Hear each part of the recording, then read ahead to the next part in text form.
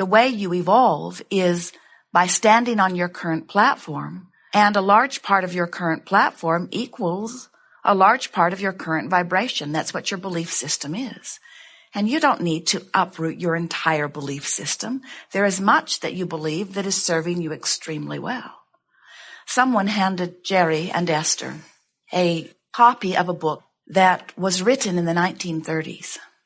And the reason they were so eager to give the book to Jerry and Esther is because it mentioned law of attraction.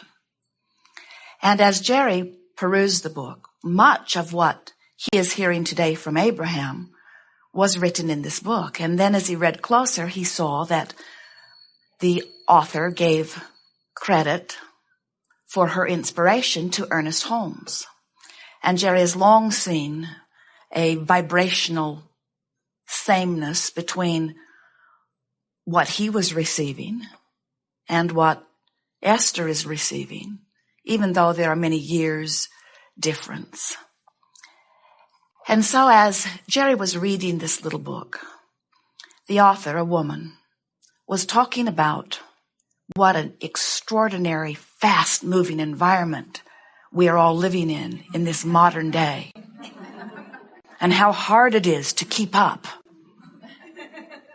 And Esther nearly drove off the road in the monster bus as Jerry was reading this to her, because she had been working to get her satellite dishes to work and working to get the communication between the office to work, and had been talking just hours before about this bleeding edge that they are living on in terms of technology, and almost longing for a simpler time. She said, my parents still have the television we had when we grew up. They still have the same telephone that was in the house as I was growing up. They have the same 10-key adding machine, the same electric typewriter. And while they do have a computer, they still have the same can opener, the same austerizer blender, the same mix master.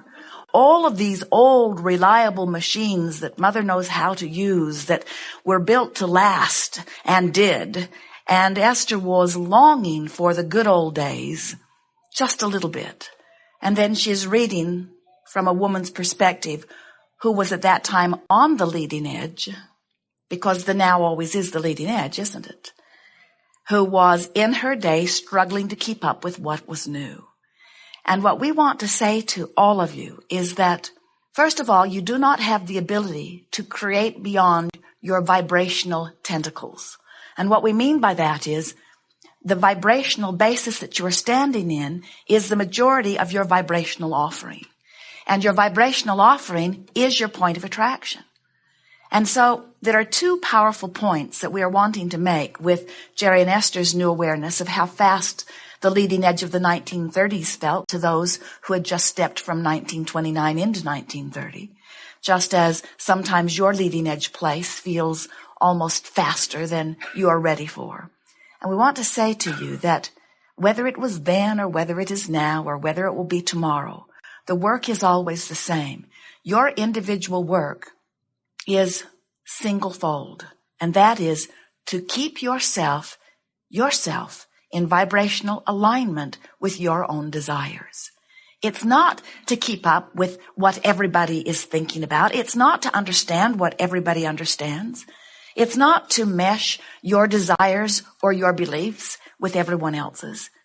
Your work, and the work of this woman who was living in 1930, your work is always to bring the vibration of your thought in this moment as close as you can in this moment into vibrational alignment with the desire that you hold in this moment. It was interesting, as Esther read or listened to Jerry read this woman's account of what it was like then, brief spatterings of it available to them. It was interesting to realize most everyone who is standing in their leading edge place has this sense of urgency about getting to the point of completion, getting it figured out, getting it solved. And there was something so interesting to Esther as she is listening to this woman speaking about solving it all way back when. And Esther couldn't help but notice that between 1930 and today, it didn't get solved. And it didn't get finished. It didn't get completed. And all of that striving seemed ill-placed. And we want to say to you, it is ill-placed if you're trying to get things fixed, if you're trying to figure it all out, if you're trying to get to the place that you think you were sent here by God to conclude. But when you get it, that whether you are focused in 1930 or 1940 or whether you're focused right here today, that your work is about being, observing, vibrating, concluding new preference, aligning with preference, and the world just goes round and round and round and round. For what? For what? We want you to figure out for what. Were those in the 1930s sent here to make it some way so that by some deadline it would be some way? So many want you to believe that. Gotta get ready, gotta get ready, gotta get ready, gotta get ready. For what? For eternity? For eternalness? For more opportunity to be? What is it for? What is any of it for? What has any of it ever been for? What will any of it ever be for? What it is for your creative pleasure in your now. It is for your opportunity to conclude what you would prefer and your opportunity to align that preference with the source that is you. And when you use the guidance that comes forth from within you to help you know whether you're in sync with the desires that you have set forth or whether you have not, then you're in alignment. Then you're in alignment with your now. Then you're in alignment with your source. Then you're in alignment with all that is. Then you are living that which you came forth to live. When you decide that you're going to go on a vacation, do you tell your friends, I'm going to meet these specific requirements? There are many things I need to do, and I'm getting them done. And I'll be back when I have fulfilled this responsibility. Or do you go for another reason, like pleasure and adventure and stimulation and exhilaration and refreshment? And so this is what we want you to realize that you have come forth into this physical experience about. You didn't come on a mission to save the world or to fix the world or to correct the world or to make the world see the errors of their ways. You didn't come forth to align the world, to unite the world. You didn't come to earn worthiness. You already are worthy. You didn't come forth to become intelligent. You already are intelligence. You didn't come forth to achieve godliness. You already are God. So as you stand in your now and you're loving your moment, you are in alignment now totally with who you are. We call that blending. Some call it allowing your soul to be present. Some call it inspired. Some call it tuned in, tapped in, turned on. Some call it in the flow. We call it the art of allowing.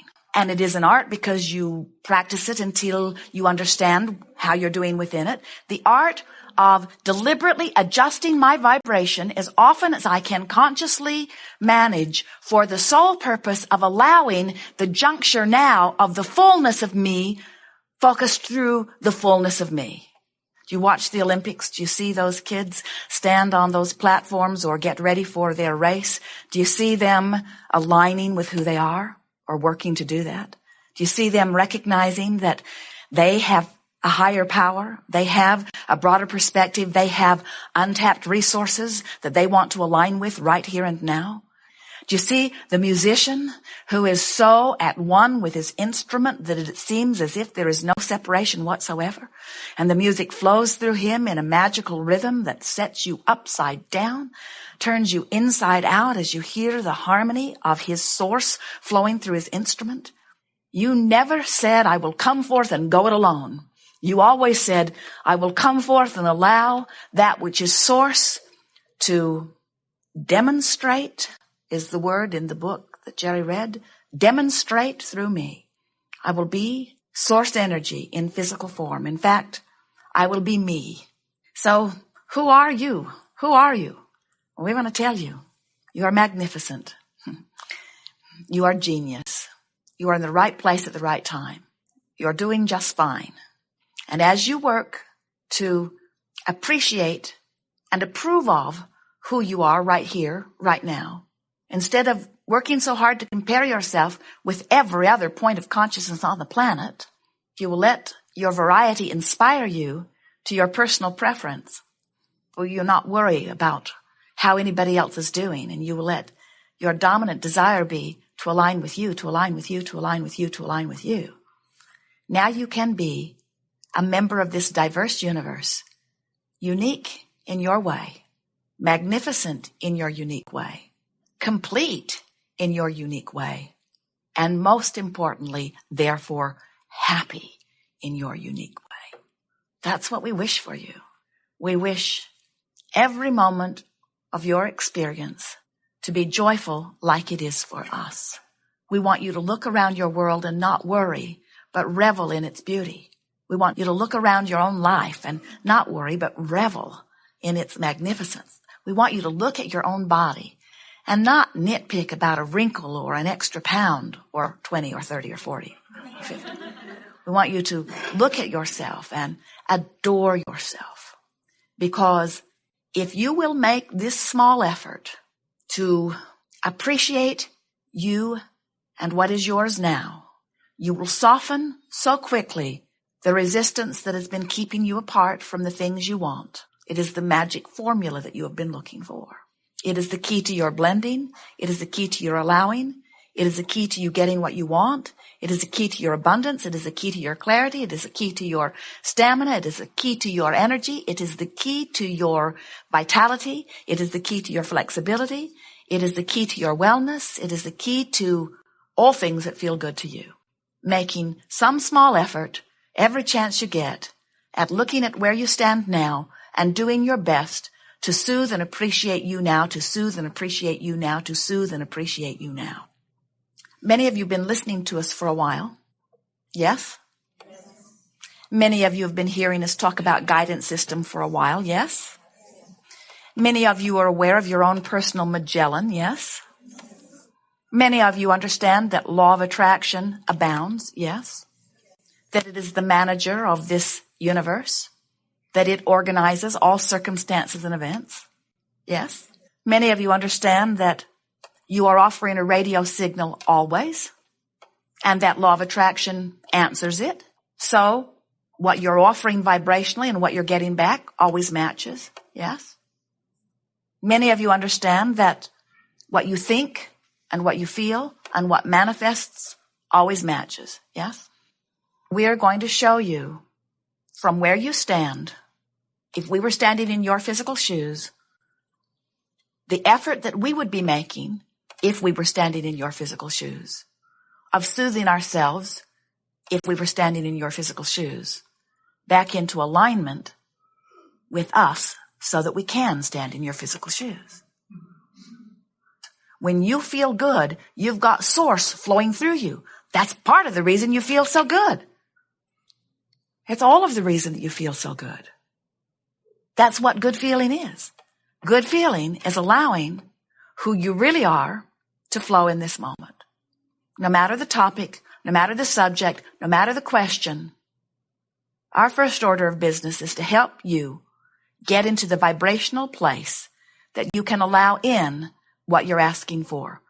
How to bring yourself from a place that is not pleasing you to a place that is pleasing you, because there is nothing off limits for you.